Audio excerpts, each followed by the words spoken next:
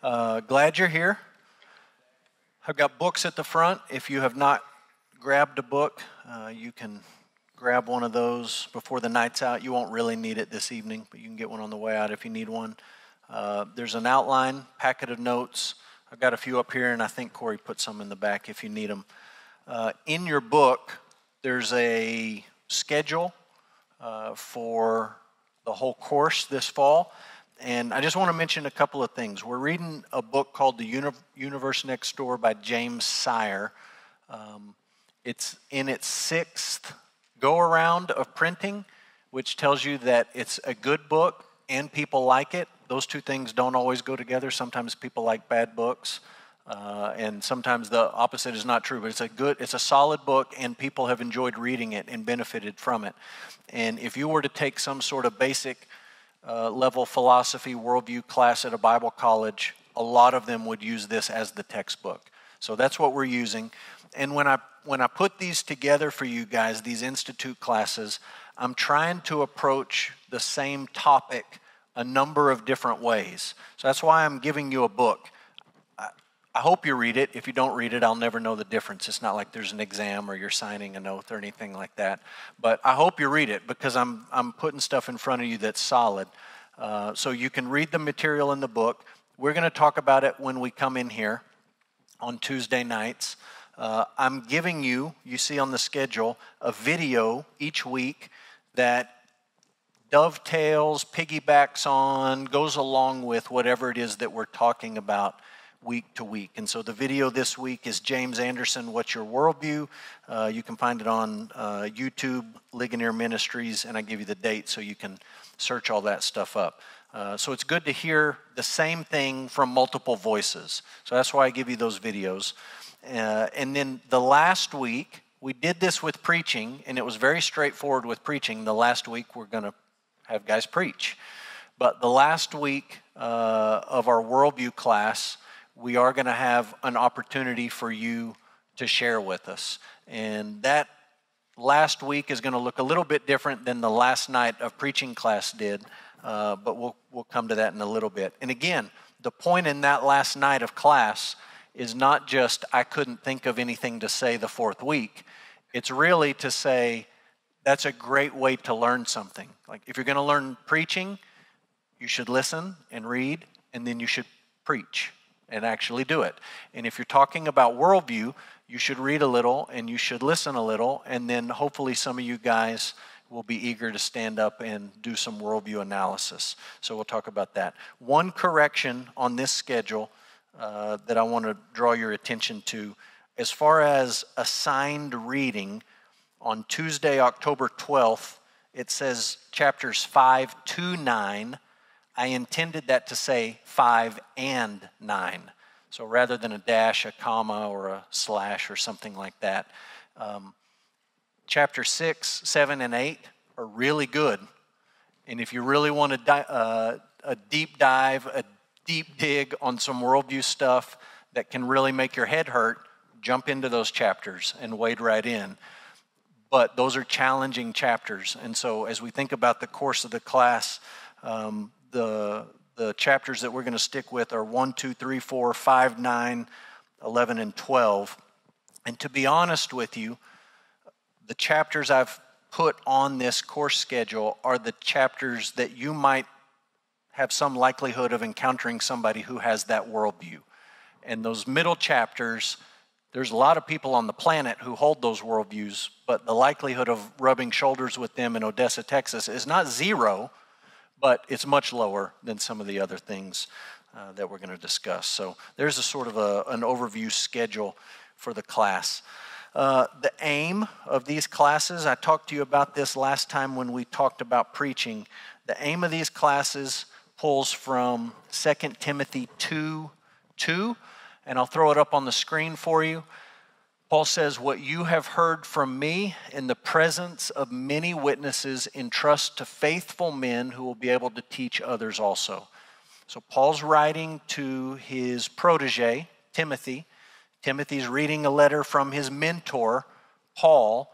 And one of the calls from Paul to Timothy is this 4-generation passing down of the faith. And in that verse, there's 4 generations. There's Paul. Timothy heard some things from Paul. He passed through Timothy's hometown on a mission trip. He looped back around later and picked him up and took him on a mission trip, took him under his wing. He was a spiritual father. Paul is passing things down to Timothy. That's the you, what you have heard from me, Paul. And Timothy heard it in the presence of many witnesses. Timothy is supposed to take that content and give it to faithful men with the intention that the faithful men will then give it to others also. And that's an important progression when you think about teaching. It's one thing to teach people content. It's another thing entirely to teach people how to teach content, which is why I would loop back to that 4th week when some of you will have the opportunity to stand up and do worldview analysis. Part of the reason we're going to do some version of that in every institute class is that this is the call in local church ministry, is to teach men, that's what we're doing here, the content of the gospel, the faith once for all delivered to the saints, and to do it in a way that you can turn around and pass it down to your families, to your children, to your wives, to people in your Sunday school class, to other folks that you meet in everyday life. So that's our aim. My approach in this is just to sort of lecture or teach as you might get in a Bible college type setting. We're obviously only meeting 4 times, so it's not like a true college course where you have quite as many face-to-face hours of instruction, but that's the broad approach. So we're talking about worldview. And just to begin, let's just talk broad strokes, big picture, introduction to worldview. It is a remarkable thing to stop and think about the fact that so many people on planet Earth, we all live on the same planet. We all live on the same rock. Many of us live on the same continent. We breathe the same air.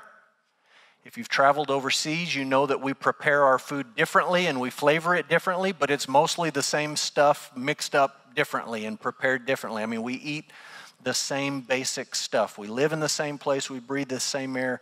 We eat the same food. We have families. We get married. We have kids. We have jobs. We do all that stuff the same, but we look at life and we view the world in drastically different ways. And I'll just give you some stereotypical people for you to put in your brain and think about the differences in the way that these people view the world, okay? Let's take a typical white evangelical who lives in the United States smack in the middle of the Bible Belt. I know it's hard for you to imagine somebody like that, but do your best, okay? Just a classic American Christian, lives in the Bible Belt, believes the Bible is true, wants to honor God with his life. Contrast that with the fundamentalist Muslims. You could point to a lot of different countries. Maybe with the news this week, we'll point to Afghanistan. Somebody in the Taliban. They view the world very differently than you do. Very, very differently. Contrast that with the witch doctor in the jungle of Brazil who has had very little contact with anybody from the outside, quote, outside world.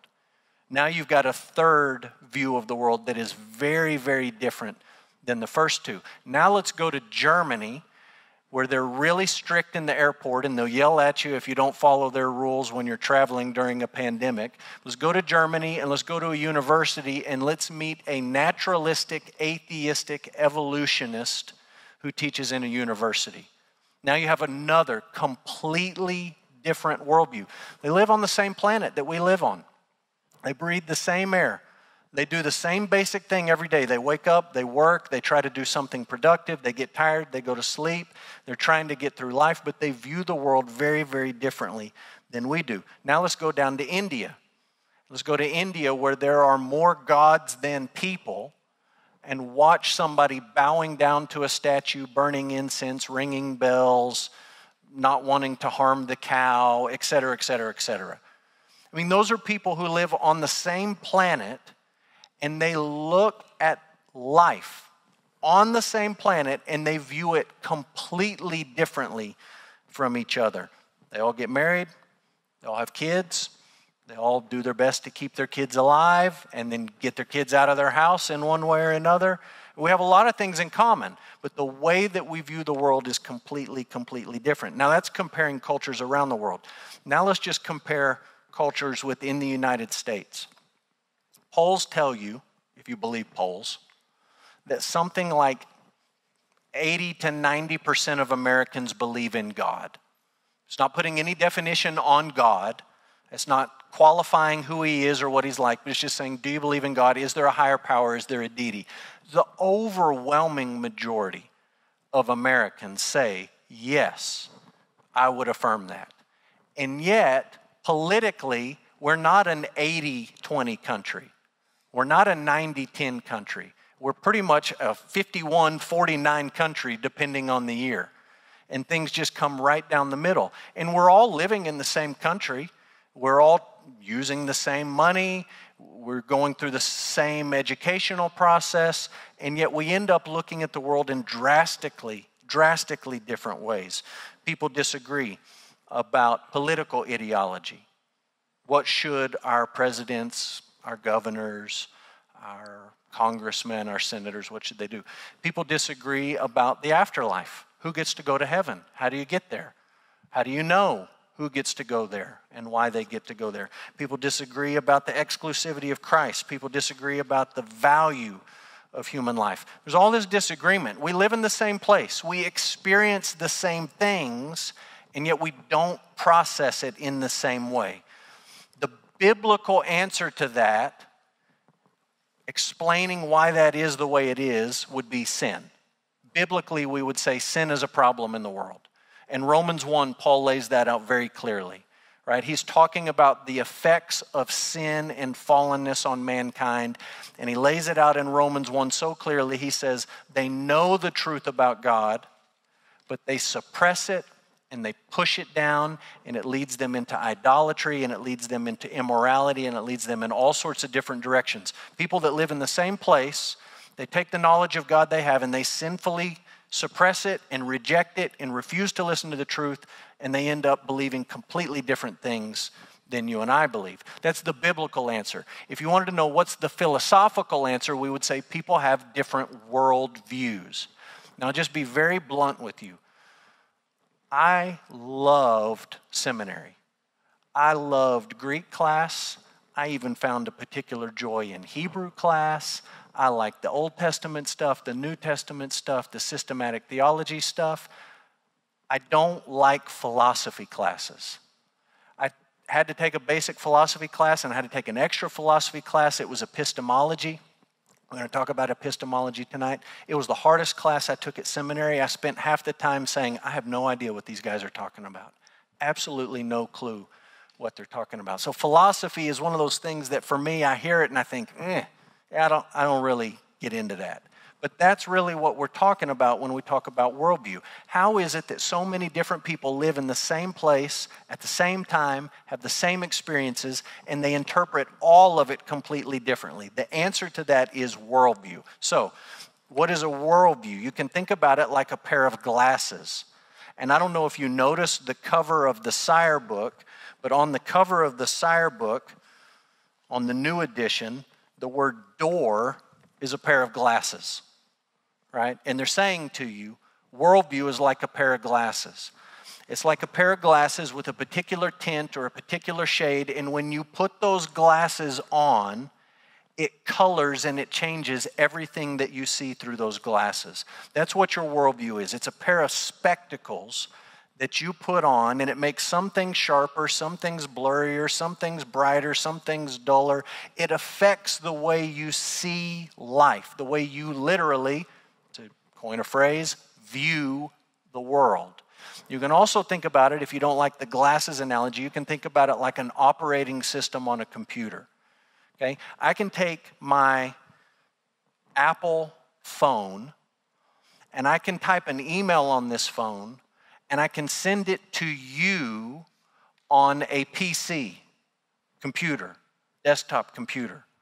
And the same information is going to be carried through that transmission, but it's going to look different on my phone than it does on your computer. And you say, well, what's the difference? It's the same basic facts. It's the same basic information. Why did the font change and the format change and the display change and the size change? Well, part of the answer to that is operating system.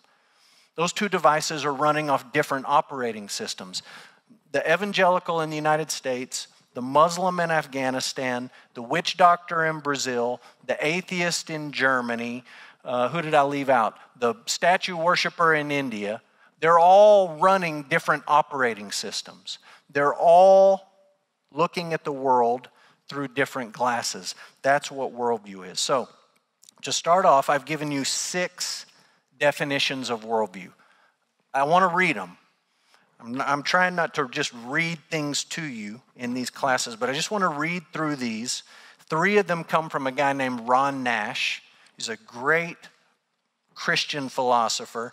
And then I got Walters, David Wells, and then James Sire. So what is a worldview? Here's some definitions. A worldview is a set of beliefs about the most important issues in life.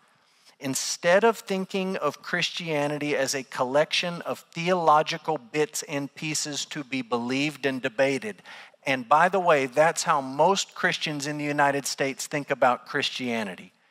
It's a set of doctrinal, theological bits and pieces to be argued, debated, picked over, left out. I want this one, I don't want that one. That's how Americans do theology. It's like we're in a cafeteria line at Furr's. And we go through and we say, I'll have the mac and cheese. In fact, I think I'll have 2 mac and cheese, and I will pass on the Jell-O salad. I don't want any of that. And we go through the line and we end up with exactly what we want. That's what Americans do with theology. We think that we're the authority and we can just pick and choose and combine what we want. These theological bits and pieces we put together. Nash says instead, we should approach our faith as a conceptual system, as a total world and life view. Meaning, you don't get to just pick and choose what you like and don't like, what you want and don't want. You get all of it or nothing. You get the whole package or you lose, you compromise the entire thing. Nash says this in a different book. Whether we know it or not, whether we like it or not, each of us has a worldview. These worldviews function as interpretive conceptual schemes to explain why we, quote, see the world as we do, why we often think and act the way that we do. So what he's saying here is there's some explanative power, right? He's going to be able to explain why you do this or why you do that or why you see it this way or why you think about it that way based on your worldview. One more quote from Nash. A worldview contains a person's answers to the most or to the major questions in life, almost all of which contain significant philosophical content. It's a conceptual framework, pattern, or arrangement of a person's beliefs. The best worldviews are comprehensive, systematic, supposedly true views of the life and the world. Now, Albert Walters, here's another take. For our purposes, worldview will be defined as a comprehensive framework of one's basic belief about things. Okay? Comprehensive framework. A worldview, even when it's half unconscious and unarticulated, functions like a compass or a road map. It orients us in the world at large. It gives us a sense of what's up and down, what's right and wrong, and the confusion of events and phenomena that confronts us. This one comes from David Wells, great theologian. Everyone has a view of the world from their own place in it. This view compromises an understanding of what is ultimate, if anything is, how this might be discovered, whether there is such a thing as truth, how that truth might be found, what is the meaning of life, what is the explanation of what has gone wrong, and what are the end outcomes to life. The answers to these questions form a view of the world that can be called a worldview, however inconsistent and confused it might be. And if you read Wells and you read many other people, they'll make the point that most Americans do, in fact, have a very inconsistent and a very confused worldview, where they've tried to go through the cafeteria line and take and choose and pick. And if you actually look at it, it doesn't hold together in any coherent, reasonable fashion at all. So, James Sire, a worldview is a commitment, a fundamental orientation of the heart that can be expressed as a story or in a set of propositions or presuppositions, which we hold about the basic constitution of reality and that provides the foundation on which we live and move and have our being. So let's summarize those definitions. I know that's a lot. Let's summarize those definitions with some basics about worldview. Number one, worldviews, there's three options. They may be entirely true. And I would argue that the Christian worldview is entirely true. Every piece of that worldview is true. It corresponds to reality and it all holds together. We also should admit that worldviews can be partially true. And you've got to have the intellectual integrity, most people don't have this in our context today, to say worldviews can be entirely false. So, partially true. I put Islam up there. That might make you uneasy on some level. But if I said to you, the Islamic worldview teaches that there's one God, I don't disagree with that. The Islamic worldview teaches that there is a very clearly revealed morality about what is right and what is wrong. And truth be told, it's a lot closer to our view of morality or ethics than a lot of the non-Christian secular worldviews that you'll bump into on a common university campus. So there's a very clear morality there. They believe that the one true God has spoken to people through prophets and revealed himself to mankind. All of those things I would say to you, and you would say, well, I believe those things. If you are a Christian and you have a Christian worldview, you would agree with those things. But there's other things we could say about the Islamic worldview, the Muslim worldview. Sire lays it out very clearly, where we would say, but those parts aren't true. Some of those things are true. Some of those things they are seeing correctly, but some of those pieces, worldview pieces, are not quite right. And then you can get into something like Buddhism or Hinduism. In Sire's book, he just calls it Eastern pantheistic monism. And you start reading that chapter, it's why I didn't actually assign it to you, but some of you are now curious and you're going to go read it. And you're going to get 3 paragraphs into it and you're going to say, I don't know what that means. I don't either. It's complete craziness.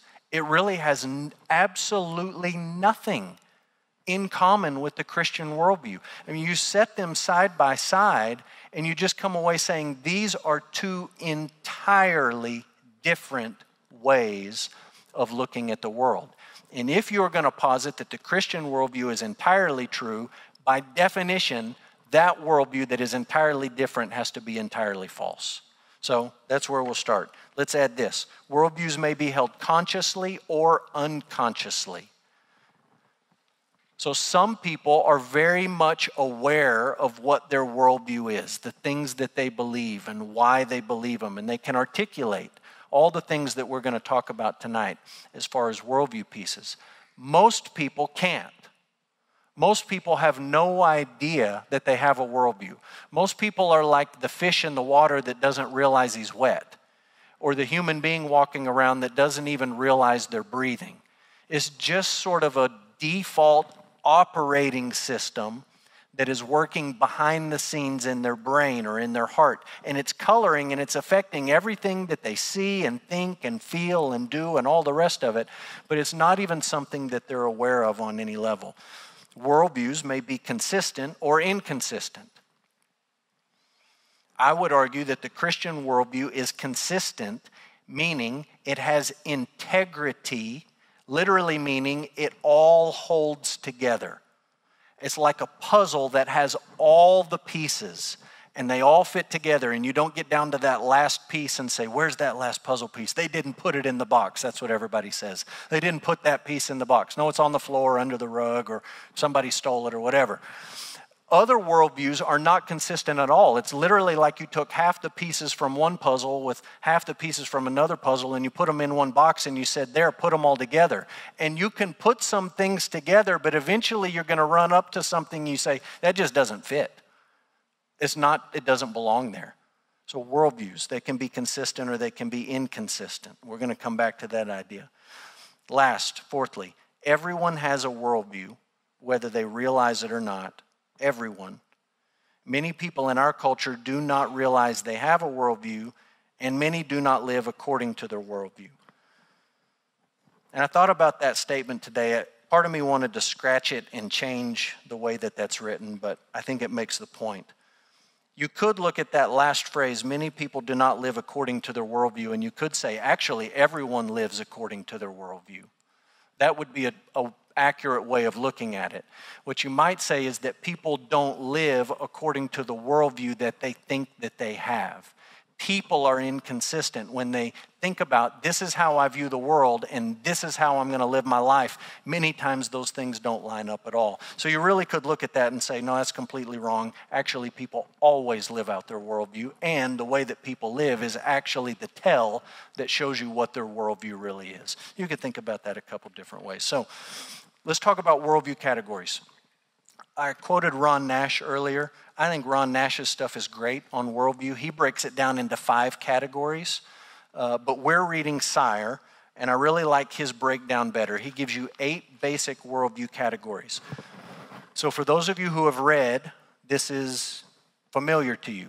Those of you who are going to read, you're going to come back and say, well, he lifted that right out of the book. And I'm telling you right now, I lifted this right out of the book. This is not my stuff. This is Sire's stuff.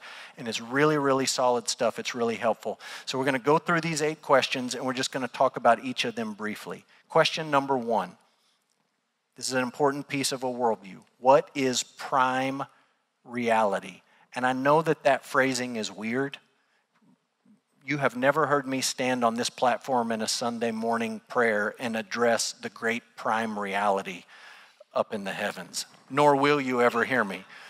But he's saying, he's not just talking about categories for a Christian worldview, he's talking about categories for all worldviews. So you got to broaden this out a little bit. You got to get the crazy uncle Eastern pantheistic monism in here. And you got to say the first most basic worldview question is, what is ultimate or prime reality? Now, a lot of you are thinking, well, Christian worldview, that answer is easy. The answer is God. That's right. It's the right answer. But it's not all of the right answer, because the Muslim would agree with you there. And if you really dig deep on this worldview question, we don't we don't agree with a Muslim about that particular God. And it's intellectually dishonest. This is all I can say. It's completely intellectually dishonest when people paper over those differences and gloss over it and say we all just worship the same God. It's just like saying Ron and Corey are wearing the same color of shirt. Corey's glowing green and Ron's got like red, salmon-y, something. It's not the same. And if I looked at you in the eyeball and said that's the same color, you would say you're either colorblind or you're crazy or you're a liar. But they're not the same. You got to have the honesty to say they're not the same. So what is the true Christian answer? We would say, what is prime reality? We would say the triune God is ultimate prime reality. He's what comes before everything else. There is one true God. He exists as Father, Son, and Holy Spirit. He's one in essence, and he's 3 in person. In the early years of the New Testament church, they had to have a lot of discussions to sort this out and to study the scriptures together. As the New Testament is being written and passed around and sometimes read for the very first time, they had to sort this out, this worldview question. What is prime reality? The animist, your witch doctor in Brazil, would completely disagree with that. And he would say to you, the spirit realm is the prime reality, the ultimate reality. That's what's really real. And there's a whole bunch that goes with that. But that would be the animist answer. Our materialist, teaching at a university in Germany, would say prime reality is the dirt underneath your feet. Matter. Stuff. That's it.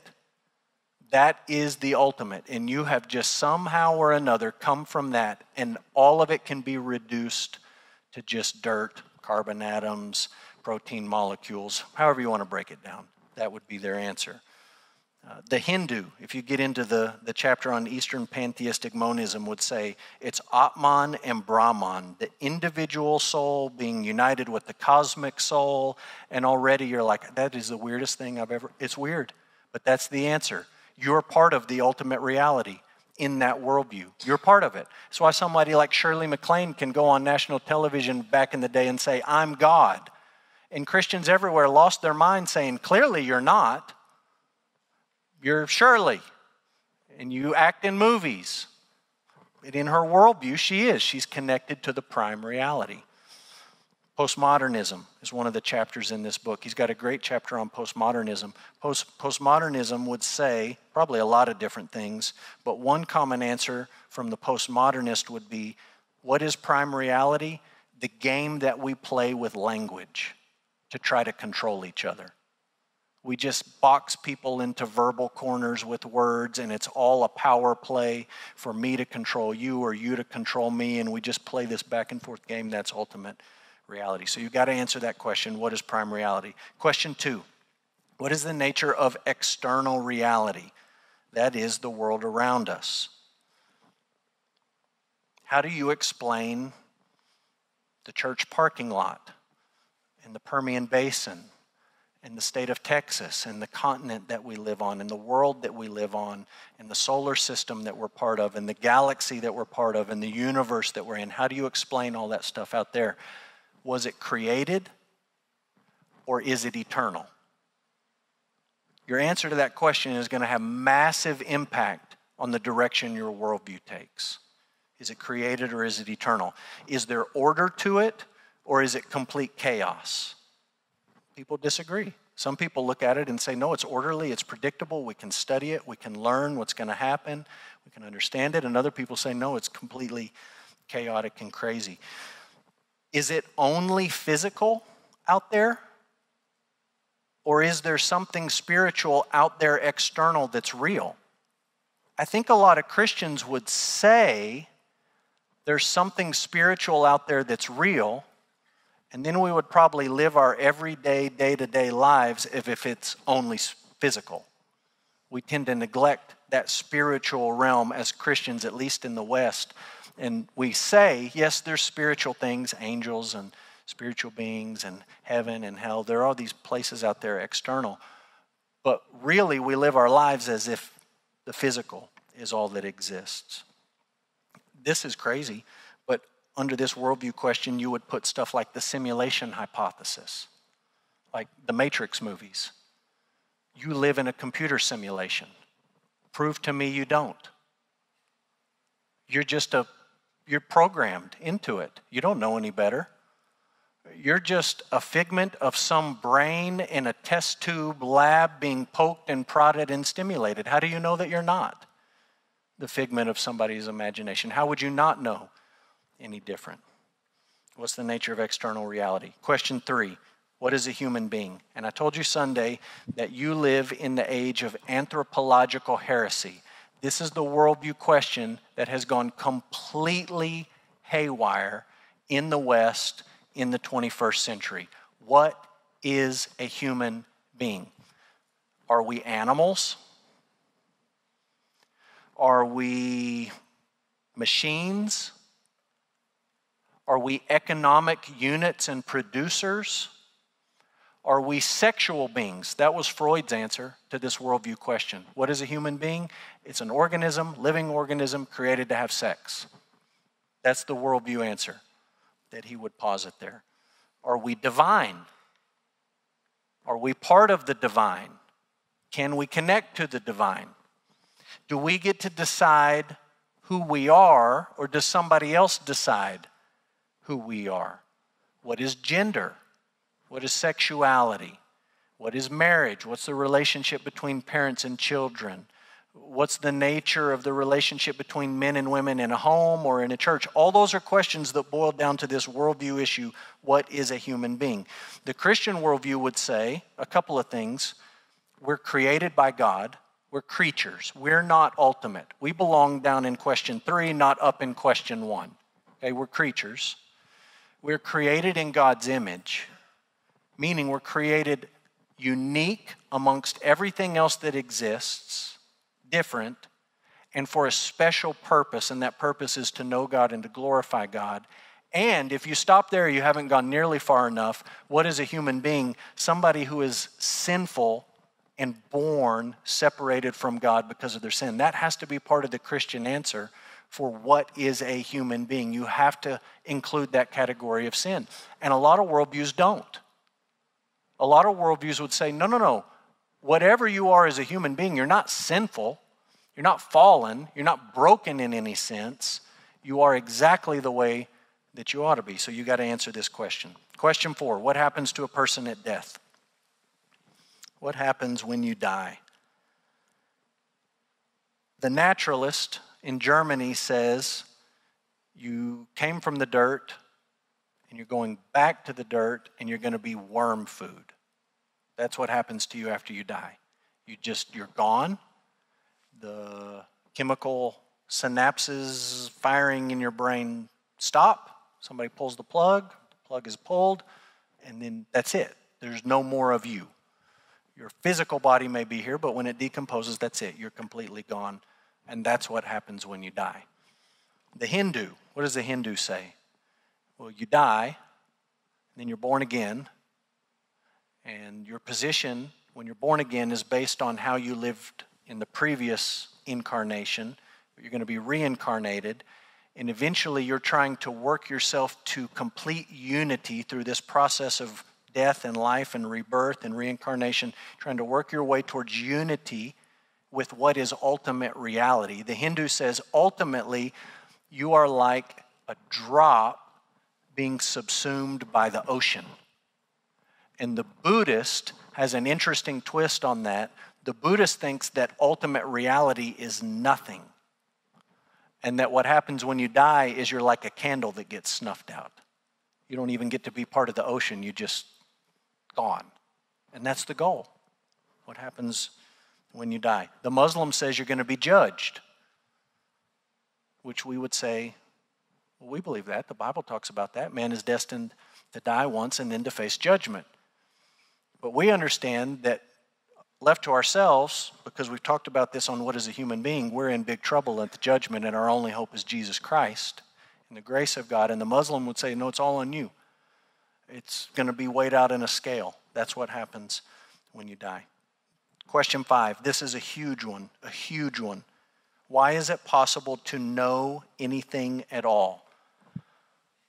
How is it possible to have knowledge? This is the study of epistemology. How do you know? How do you learn? The biblical answer would be, well, we're created in God's image. We're created as rational thinking creatures. We have a brain. There's clearly a difference in the way that human brains work and other animals' brains work. We create things. We create culture. We create society. We create laws. We change those laws, explore, all sorts of stuff. So we have brains, but we would also say as Christians, we can know some things because God has revealed them to us. He's revealed himself in creation. He's revealed himself in history when he saved a people from slavery in Egypt in dramatic fashion. He's revealed himself in the scriptures. God speaks to us. He has spoken to us, and that's how we can know things. What would our scientist in Germany say? How can you know things? Well, they would say, well, it has to be scientific. All that exists is what's here. So you've got to be able to prove it and recreate it in a lab. But then, those sneaky naturalists, they don't play by their own rules. Because they say to you on this level of worldview, the only things that you can know are things that you can prove and verify and test and recreate in a lab, double-blind studies, all the rest. And then you say to them, tell me about origins, the very beginning of life. They can't recreate it, can't test it, nobody recorded it, they don't have a spreadsheet with the facts in it, but they say to you, oh, we have a scientific explanation for that. There's nothing scientific about it. There's no testing of it. There's no verification of it. There's no proof of it. It's all a worldview assumption that they start with. But they're scientists and they label it scientific, and the world has just completely bought the idea that it's scientific. So how do you know anything at all? This is a big one. There's debates right now in our culture about race and gender and sexuality. And we'll get to this in a couple of weeks when we talk about critical theory. But the dominant view in the academy today in the United States of America says the way that you know things is not through math, science, chemistry, hard sciences. It's not even through observational sociological data. The dominant view on the rise is that you know things through people's stories and their lived experiences. It doesn't matter what you can verify, what you can prove, what you can quantify, what you can rationally explain. You cannot have any higher source of knowledge than whatever Charlie Beck tells you is true in his experience and how he's lived and the things that have happened to him. That's the ultimate standard for truth. And that's in the academy in the United States, in the West. Western Europe, the United States, Canada, Australia. That's the dominant view of epistemology. Whatever your lived experience is, no one can argue with that. You don't have to have letters behind your name. You don't have to have a rational study of any kind. You don't have to have a rational argument of any kind. You don't have to have propositional truth of any variety. You just have to say, this is my lived experience, and that's how you know things. It's very dangerous, very dangerous. Next question, how do we know what's right and wrong? So this is ethics. How do we know what's right and wrong? Obviously, Americans have strong disagreements about that, and obviously we have disagreements with people around the world about that.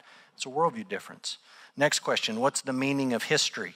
The Hindu says it's circular, reincarnation and rebirth and hopefully enlightenment someday. The Christian says it's not like that. The Christian says there was a beginning, then there was a fall, and then there was a process of redemption, and then there's going to be an end. It's a beginning and an end. It's not a circle, it's linear. It's moving from this point to that point. Christ is going to return, and that's going to change our experience of history. Part of this question of what is the meaning of history is you have to explain evil and suffering in the world. That's an important worldview category. How do you make sense of evil and suffering? And I'll be real honest with you. Christians get lambasted all the time on this worldview issue. If, worldview question 1, ultimate reality is a good God, and he's almighty and all-powerful and all-knowing, why, worldview question number 7, is there so much history in the world, both now and throughout history? And Christians get backed into this corner and we get defensive and we get scared because that's a hard question. Let's be honest, that's a hard question. There's not a lot of easy answers to that. But I'm just telling you, if you listen to other worldviews, give an answer for that, you'll roll your eyes or you'll laugh or you'll just be shocked to say that's the worst answer I've ever heard. What is the naturalist going to say on this question of what's the meaning of human history and how do you explain all the suffering? What would the committed naturalist say? They would say, in the beginning there was matter, the whole thing blew up, and since then it's all just been chemical reaction after chemical reaction. It's all predetermined. You can predict it just like you can predict the flow of atoms in the periodic table. Obviously, it's very complicated. The world and the universe is a big place, so it's hard for us to predict it, but it all just boils down to chemical reactions. Does anybody feel like that's an intellectually, morally satisfying answer for the Holocaust? What are you so uptight about? It's just chemical reaction. It was inevitable. That's the answer of the naturalist.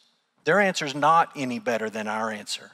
So we'll talk about the confidence we ought to have in our worldview here in a minute. One last question. What personal life-orienting core commitments are consistent with this worldview? Meaning, how should your life change if these things are true? If the naturalist is right, they should never talk about falling in love. They should just talk about chemical reactions in their brain and dopamine being released because there was some sort of visual stimulus or whatever. It's just chemical reactions. It's just matter. There's nothing else out there. There's nothing ultimate. How does it change the way that you live? How does it impact the core commitments that you ought to make? Here's another way of thinking about this. I think this is really helpful, and many times I've come back to this as we've gone on mission trips, as I've shared the gospel with people here in the United States, as I've talked to my own family members who are unbelievers. I've come back to this idea, and it's layers of worldview, okay? And we'll lay it out like this. Worldview tells us what is real. Beliefs tell us what is true. Values, pardon the typo, tell us what is good. And behavior tells us what we do. what is real, what is true, what is good, and what we do. And then I've given you this little graphic to show you. Our behavior is the most outward, external thing about us. Okay? Think about this like an onion of a person. You peel back one layer, and you've got values. If you peel back another layer, you've got beliefs. And if you pull back another layer, you've got worldview. So let me give you an explanation of how this works in real life. William Carey is the father of modern missions. He left Britain on a boat to take the gospel to India. And people laughed at him and said it was stupid, and people weren't taking mission trips at that point in history. They weren't sending missionaries, but he said, I'm going to take the gospel to these people. So he goes to India, and he encounters people who have a very different worldview than him. And it's just shocking. I mean, there's no point of reference. It's completely different. And one of the things that he sees, doesn't take him long, when he's there in India, is he sees the practice of sati. Sati is an Indian practice. It's not practiced a lot anymore, but it was really common in Carey's day. It's the practice of taking a widow when her husband dies and burning her alive on her husband's funeral pyre. So the husband dies, and they have a funeral, and they lay him out on a bonfire, and they take the woman and they throw her, kicking and screaming and objecting, you can imagine, on the fire. And everyone sits around and says, now that was a nice funeral service. That was really good. Really touched my heart right there. And William Carey looks at that and he's like, what in the world is the matter with you people? Okay, he's looking at the behavior. And the behavior makes absolutely no sense, right? For a guy from England, he's like, this is absolute crazy talk. You start peeling it back and you say, why would they do this? It's because the Indians value people living their lot in life. That's why they have a caste system. This is your lot in life. This is where you belong. We're not going to move you down, but we're certainly not going to move you up. You belong right here. And you should live they would call it dharma, right here. Just stay in this lane, whether you're rich, poor, healthy, sick, whatever, you stay in this lane. And for a widow, for a woman, her dharma is bound to her husband. So when he croaks, she's got to go. So we're throwing her on top. You say, well, why do they value that? Why do they value living your lot in life? It's because they believe that karma is a real thing. And for Indians, for Hindus, karma is not like Corey driving down the road and he cuts somebody off. So 1 block later, he gets a flat tire and you're like, karma, gotcha. That's not how it works for them. For the Hindu, your karma is tied to your dharma. Live your life, stay in your lane in this life, and then in your next life, when you're reincarnated, you'll bump up 1 notch, 1 level. That's how karma works. It's not an instant sort of silly thing like Americans have turned it into, but it's an ultimate thing connected to reincarnation. So you need to stay in your lane, and in the next life, you bump up. Widows, we're going to help you stay in your lane, and we're going to throw you on the funeral pyre of your husband. Why would they do that? Why would they believe in the dharma stuff, stay in your lane, and the karma stuff and the reincarnation stuff? It's a worldview issue. It's worldview question number 4. What happens when you die? Reincarnation. It's a worldview issue at the core. So if you're William Carey and you walk in and you say, they are throwing women on the funeral pyres of their husband, what do? He did 2 things. He worked tirelessly to pass legislation that would change the behavior. He said, that's wrong. That behavior's wrong. I don't care why you're doing it. I don't care how you can explain it. That's wrong. We're not going to throw women on the funeral pyres of their husbands. We're going to change the behavior. But Carey understood we can pass a law and change the behavior, and we're not going to change anything internally. That's an important thing for Americans to understand in the United States of America, because we tend to operate, especially we in the Bible Belt, we tend to operate with the assumption of if we could just get this party in power and get rid of that law and pass this law, everything will be great. There's a place for getting this party in and that party out and passing this law. There's a place for that. But it's not going to change anybody on a worldview level. Okay? You can look at this with a lot of different things. I'll try to go through this one quickly. In Islam, there's a practice called zakat. It's one of the 5 pillars of Islam. Okay? 5 things you do as a Muslim that gives you a really good shot at eternal life when everything's weighed out. So one of them is zakat, and it just means giving alms to the poor. Muslims give alms to the poor. Truth be told, they probably give more than Christians give. They give a lot of money to the poor. And you look at that and you say, well, that's nice. We give to the poor. It looks like we're just the same as Muslims.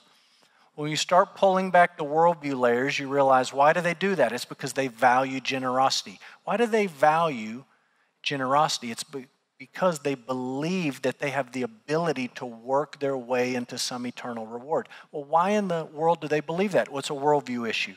At its core, it's a worldview issue and what they believe about God and what they believe about what happens when you die. And it all boils down to that worldview issue. And Christians, we give generously, right? Let's be honest. Some Christians give because they think just like Muslims.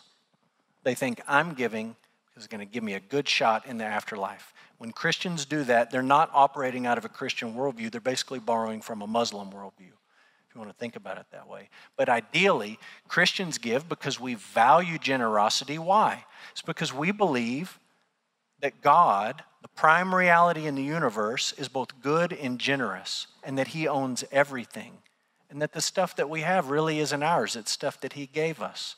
And at the core of our worldview, we say, God has been generous to us in His Son, Jesus Christ, and we want to be generous in giving back. We don't trust this stuff. Money's not prime reality. God's prime reality. So we give. It's the same outward behavior, but when you dial it down to a worldview level, it's not the same behavior. It's completely different. In the United States, you and I could list out any number of behaviors that we don't like. I mean, we could just make a list, and it would not be hard. I could say, tell me things you see people doing in the United States of America that you think are wrong, immoral, unbiblical, and we could fill the pages up, right? Our approach to that has to be a bit like William Carey. Some of that stuff on that list, we should work through a political process to change laws that will constrain behavior. Paul talks about that in Romans. That's one of the functions of governments, to restrain evil. The government bears the sword for that purpose. But we also know, just because you get your favorite politician in power and get your favorite law passed, it's not going to change anyone on a worldview level. If the Supreme Court decided tomorrow abortion is illegal in the United States of America, and they flipped Roe v. Wade, flipping Roe v. Wade wouldn't make it illegal, but let's just imagine they flipped it and they said, it's now illegal, you can't perform an abortion in the United States of America. You might change some outward behavior, and Christians, I think, would be glad for it to change. No one would change on a worldview level because a law was passed. That's not how worldviews change. And this can have really, really bad consequences. I'll tell you one more story. I went on a mission trip to Argentina. And the missionary there took us, we were in Cordoba, Argentina, which is kind of like a highfalutin intellectual university town. And he took us to this old cathedral built in Argentina by the Spaniards. And they took us on this tour. And at one point we walked, you see that staircase on the right? We kind of walked above that to the side, and we could look over these clay tiles. And on those clay tiles, there were fingerprints of the indigenous people who built the cathedral. It was a really amazing thing to see. The clay tiles from the original construction, and you could see the fingerprints of the men who built it. They were not Spaniard fingerprints. They were indigenous people fingerprints. Because the Spaniards showed up in South America and this part of Argentina, and with a sword, they gathered up these indigenous people and said, you are now Catholic. And the sword was right in their face. And they said, okay, we're Catholic. And some external things changed. Some behaviors changed. They started showing up to Mass on Sunday because the Spaniards told them you're supposed to show up to Mass on Sunday. And they started building cathedrals for the Spaniards because that sword was still in their face. And the Spaniards said, we're going to build a cathedral and you're going to help us do it. So they build this cathedral. It's very Catholic. Mary's there. Weird statues of Jesus are there. Weird for Protestants, not weird for Catholics, but weird for us. And there's altars and there's candles and there's paintings of the saints. I mean, there's all the stuff. It's a cathedral. If you've been in one, you've been in all of them on some level. They kind of all look the same. It's beautiful. Beautiful. So we're in there, and the guy touring us around, he takes us right up to the middle, right up in front of the altar in the sanctuary. It's empty. There's no services going on, and he tells us to look up. And we look right up, and this dome sort of thing up at the top, he says, what do you see up at the top? And right up at the top, at the very high point of the cathedral, above Jesus, above Mary, above the saints, above all that stuff, they had painted a sun on the ceiling. Their worldview didn't change. Before the Spaniards showed up, they worshiped the sun. And the Spaniards changed a lot of external behavior. You're going to go to Mass. When you stand up at this point of the Mass, kneel down at this point, this is what you say. You're going to build a cathedral. You're not going to offer the sacrifices to this thing, but you can come pray to the saints. They changed a lot of external stuff. But swords don't change worldviews.